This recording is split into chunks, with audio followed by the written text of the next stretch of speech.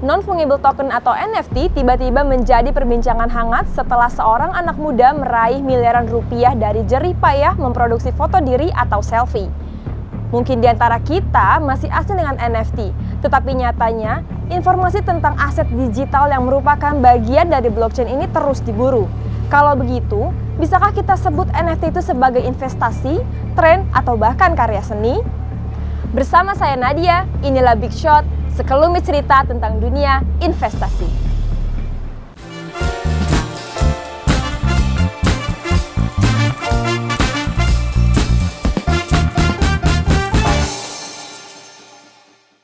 Di awal 2022, masyarakat Indonesia di jagat media sosial maupun di kehidupan sehari-hari dibuat geger dengan salah satu kesuksesan Gozali Everyday yang mendapat miliaran rupiah dari foto selfie-nya.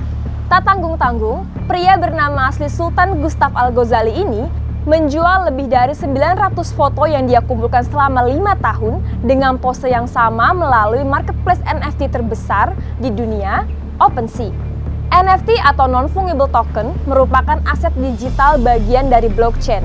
NFT atau crypto art diciptakan oleh Kevin McCoy pada 3 Mei 2014, jauh sebelum teknologi pasar seni kripto booming. McCoy mencetak token kuantum yang tak dapat dipertukarkan. Kuantum ini bisa berupa gambar piksel persegi 8 yang diisi dengan lingkaran, busur, atau bentuk lain yang berbagi di pusat yang sama. NFT digunakan sebagai bukti kepemilikan barang yang dapat dibeli dengan mata uang kripto. Setelah Ghazali viral dengan foto selfie-nya, banyak warganet yang salah menafsirkan NFT. Misalnya, ada yang menyalahgunakan NFT dengan menjual kumpulan foto selfie orang-orang dengan KTP. Tentu hal ini berbahaya, karena KTP merupakan data pribadi yang dapat disalahgunakan oleh oknum tak bertanggung jawab. Lalu, apa sih kegunaan NFT itu? Seberapa berharganya aset digital ini? Ya, ini mungkin pertanyaan yang selalu ditanyain, NFT itu apa? Terus kayak NFT ribet banget kayak NFT gitu kan. Sebenarnya basically simpelnya NFT itu kan singkatan dari non-fungible token. Non-fungible itu apa sih? Mungkin juga bukan kata-kata yang cukup umum di masyarakat gitu. Sebenarnya non-fungible sendiri basically unik. Sebuah token, sebuah koin yang unik yang hanya ada satu yang tidak bisa tergantikan. Jadi yang bisa dilakukan di dalam NFT itu semua aset digital, dalam arti bisa image, foto atau video, terus kemudian audio, itu bisa dilakukan proses minting. Nah, proses minting ini adalah proses pemindaian sebuah file digital ke dalam blockchain. Kalau dibuat sebenarnya ini pertama kali ada teknologi ini, NFT itu di 2017. Jadi NFT pertama itu dibangun aplikasinya di atas Ethereum.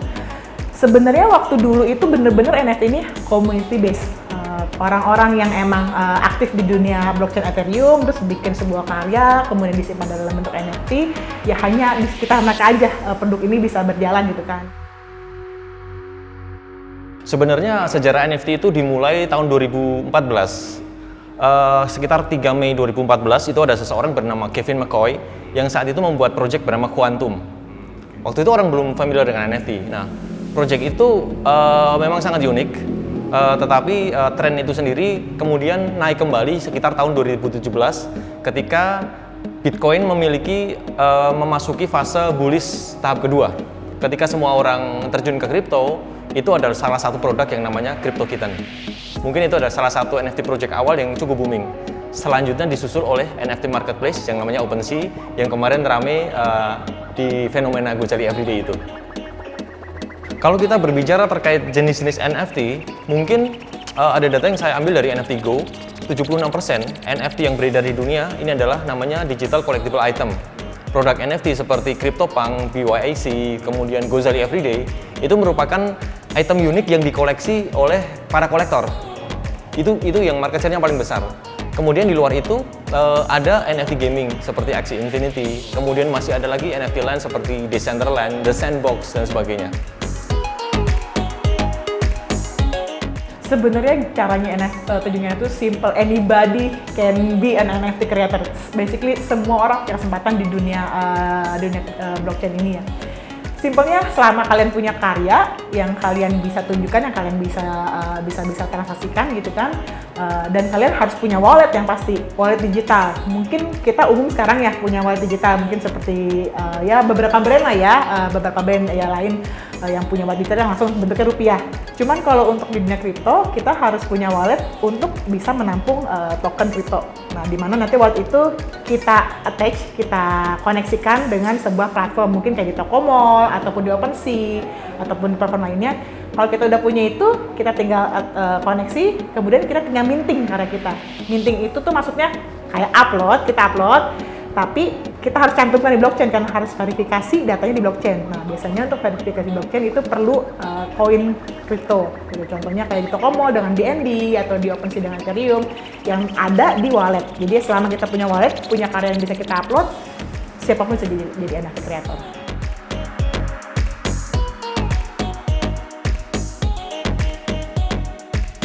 Kalau kita berbicara cara kerjanya, sebenarnya NFT itu merupakan token yang ada di dalam smart contract sebuah blockchain, sebutlah Ethereum atau BSC, Binance Smart Contract, atau Vexanium sebagai lokal blockchain gitu kan.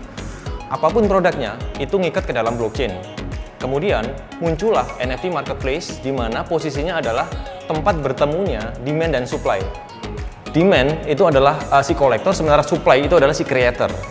Ekosistemnya yang ada di Indonesia saat ini yang booming baru seperti itu.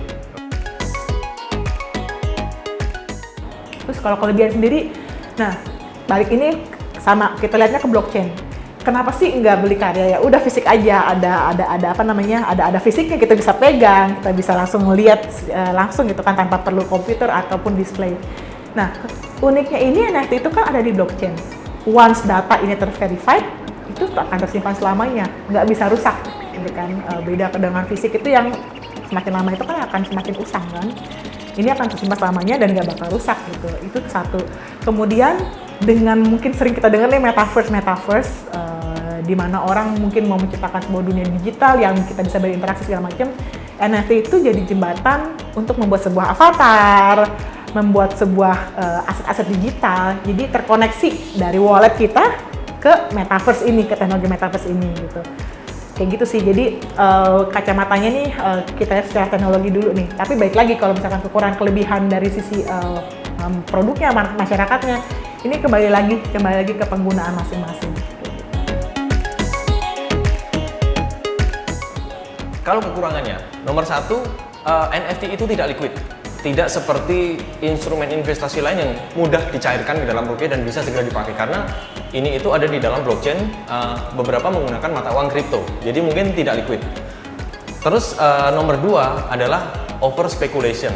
Jadi yang bisa menggerakkan NFT itu bukan secara kuantitatif, secara kualitatif. Artinya ini bergeraknya, value-nya itu berdasarkan tren.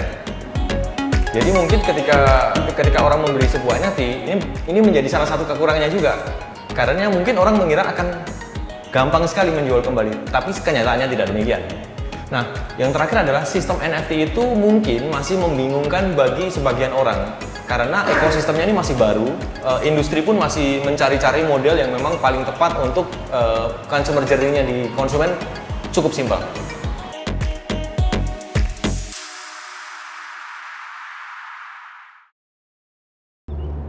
Boomingnya NFT membuat banyak orang mulai mencari tahu, bahkan tanpa basa-basi langsung terjun ke dalamnya. Viralnya Gozali ternyata berdampak besar ke dunia NFT. Tentu akan ada konsekuensi dari gelombang antusias yang baru ini. Apakah berdampak positif atau negatif?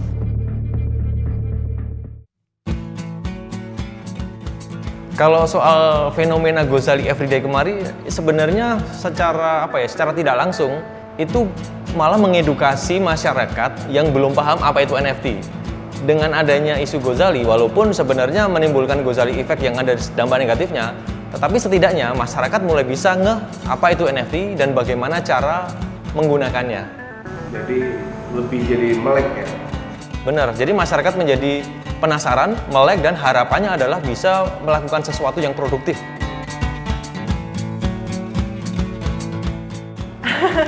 Ini lucu, mungkin aku juga baru nonton ya video Gozali gitu kan. Ya sebenarnya mungkin ada tanda kutip pemodal yang bisa bikin itu.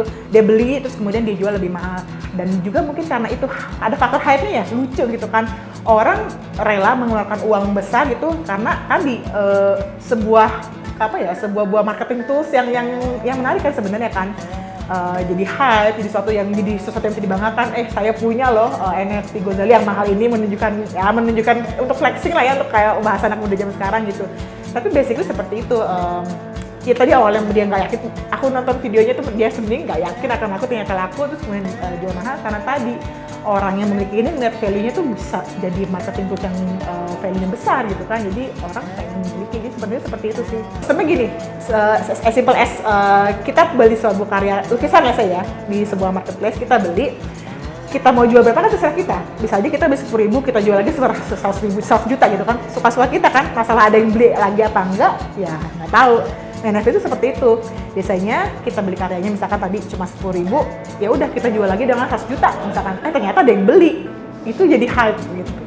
Kayak gitu. Jadi basically beda dengan kripto di mana tuh harganya itu tergantung bener-bener dinamis ya marketnya ya, turun naik itu bener-bener berdasarkan demand. Tapi kalau NFT itu bener-bener ada yang mau beli nggak?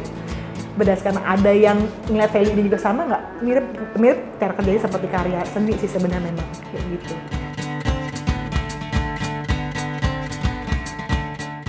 Sebenarnya ketika kita memasuki sebuah teknologi baru, teorinya itu tidak ada. Hipotesis itu muncul dari kebutuhan industri dan perkembangan teknologi yang ada di dalamnya. Jadi kalau saya boleh sebutkan lagi, ada 3 pilar NFT. Nomor 1 adalah rarity, gitu kan. Nah, pilar ini cukup penting karena akan menjawab pertanyaan orang, kenapa NFT kita susah lakunya? Karena tidak ada 3 pilar ini. Pilar yang pertama itu namanya rarity. Itu adalah faktor kelangkaan ketika kita meminting, kita memproduksi sebuah NFT di marketplace. Kemudian pilar kedua adalah NFT utility. NFT utility itu adalah additional value yang dimiliki oleh seseorang ketika menjadi holder sebuah NFT. Misalnya dalam IBL NFT, gitu kan. Orang yang memiliki IBL NFT itu memiliki kesempatan untuk bisa nonton langsung ke IBL. Misalnya seperti itu, dan beberapa additional value yang lain seperti ketemu atlet, kemudian dinner bareng dan sebagainya. Jadi selain kita mengoleksi secara estetika, ada faktor lain yang ditawarkan kenapa orang harus mengoleksi ini NFT. Itu yang nomor 2, jadi NFT utility. Yang nomor 3 yang paling penting adalah soal community. Jadi komunitas itu merupakan salah satu pilar yang cukup penting dalam kita mengembangkan sebuah project NFT. Karena tanpa komunitas, NFT itu menjadi tidak atraktif. Gitu. Kalau kita berbicara soal instrumen investasi, ini pro dan kontra. Karena beberapa orang menganggap ini adalah alternatif instrumen investasi karena ada kriptonya, karena itu digital asset gitu kan. Sementara yang lain pun menganggap bahwa ini hanyalah item koleksi, collectible item gitu. Tidak salah juga, karena ketika kita let's say masuk ke marketplace OpenSea, beberapa orang memang membeli NFT dengan harga murah, nunggu momentumnya, di harga tinggi mereka jual kembali. Jadi ketika kita berbicara mengenai NFT, apakah ini hanya sekedar tren sesaat atau sustainable technology? Kita balikan lagi ke demand masyarakatnya gitu kan. Artinya kalau secara teknologi, ini bukan tren sesaat. Karena ini merupakan era berikutnya dari perkembangan web. Orang nyebutnya Web 3. Dimana kalau di Web 2 itu saat ini kita bersosialisasi dengan sosial media, kita mengkonsumsi konten di website, itu sifatnya dari community to company. Di era web setelah Web 2 ini, problemnya adalah community to community. Jadi apapun yang beredar di community untuk community. Nah, artinya ketika NFT memang menjadi salah satu fenomena, kalau kita lihat ini hanya tren sesaat ya bisa saja. Tetapi kalau kita selami lebih dalam lagi, sebenarnya ada banyak hal yang bisa kita gunakan dari inovasi smart contract yang ada di dalam blockchain tersebut. Betul, jadi posisinya tergantung kita. Apakah kita mau menganggap NFT itu hanya sebagai tren sesaat? Ya udah, mungkin hanya NFT flipping dan kemudian banyak fenomena NFT flexing dengan orang memamerkan itu saja gitu kan. Tetapi sebenarnya lebih dalam dari itu kalau kita mau mendalami teknologinya.